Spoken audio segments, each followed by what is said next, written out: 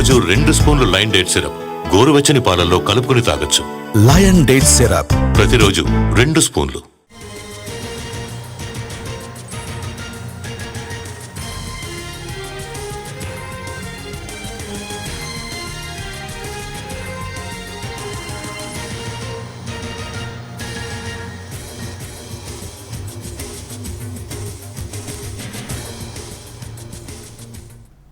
Formula ఈ race కేసులో ACB మరోసారి ఎఫ్ఈఓ కంపెనీ సీఈఓను విచారించనుంది.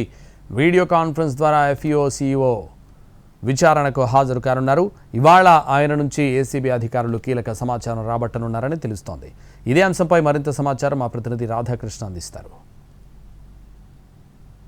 ఈ కార్ రేస్ వ్యవహారంలో ఏసీబీ మరొకసారి తన దూకుడు పెంచింది. ఇప్పటికే ఈ కేసులో ఎఫ్ఈఓ కంపెనీకి సంబంధించిన సీఈఓ అల్బర్టోను ఈ నెల 17వ తేదీన విచారించిన తర్వాత మళ్ళీ ఇవాళ మరొకసారి విచారించనుంది. ఇప్పటికే అతనికి వర్చువల్గా ఈ నెల 17వ తేదీన ఏసీబీ అధికారులు అతన్ని విచారించడం జరిగింది.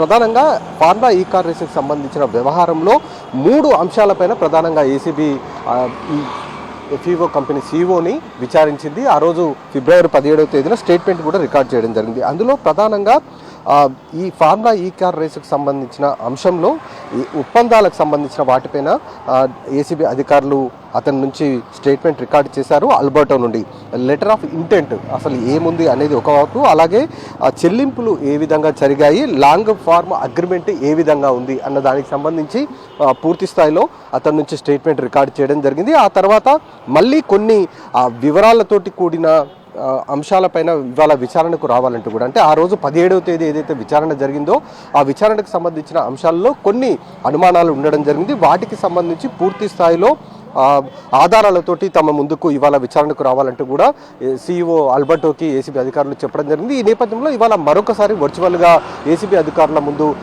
ఎఫ్ఈఓ సీఈఓ అల్బర్టో విచారణకు హాజరు కాబోతున్నాడు. ఇవాళ అతన్ని పూర్తి స్థాయిలో విచారించనున్నారు. అతను నేరుగా అసలు యాక్చువల్గా ఈ ఫార్ములా ఈ కార్ రేసుకు సంబంధించిన అంశంలో అతను ఏసీబీ అధికారుల ముందు ప్రత్యక్షంగా విచారణకు హాజరు కావాల్సి ఉంది. కానీ లండన్ నుంచి వాళ్ళు రావాల్సిన దానికి సంబంధించిన కొన్ని అభ్యంతరాలను దృష్టిలో ఉంచుకొని ఏసీబీ అధికారులకు వర్చువల్గా తాము విచారణకు హాజరు అవుతామని కూడా అధికారులకు చెప్పడంతో దానికి అనుమతించడం జరిగింది. 17వ తేదీన అతన్ని విచారించారు. మళ్ళీ ఇవాళ మరొకసారి విచారించబోతున్నారు. ఎందుకంటే ఈ కేసులో ప్రధానంగా నిబంధనలకు విరుద్ధంగా దాదాపు 54 కోట్ల రూపాయల నగదును లండన్ కంపెనీ ఎఫ్ఈఓకి నగదు చెల్లింపులు జరిపారు. అది కూడా పౌండ్స్ రూపంలో. ఇదంతా కూడా ఫెమా నిబంధనలు ఉల్లంఘించడము, అలాగే రాష్ట్రానికి సంబంధించి ఎలాంటి క్యాబినెట్ అనుమతి లేకుండా ఈ నగదు మొత్తాన్ని కూడా చెల్లింపులు జరిపారు. కాబట్టి ఈ మొత్తం కూడా నిబంధనలకు విరుద్ధంగానే ఈ చెల్లింపులు జరిగాయనేది ఏసీబీ భావించి కేసు నమోదు చేసి విచారణ చేపట్టింది. ఈ కేసులో A1గా ఉన్న కేటీఆర్తో పాటు ఐఏఎస్ అధికారి అరవింద్ కుమార్, అలాగే హెచ్ఎండిఏ మాజీ చీఫ్ ఇంజనీర్ అయిన బిఎల్ఎన్ రెడ్డి, వీళ్ళ 3 స్టేట్మెంట్లను కూడా ఇప్పటికే రికార్డు కూడా చేయడం జరిగింది. ఇప్పుడు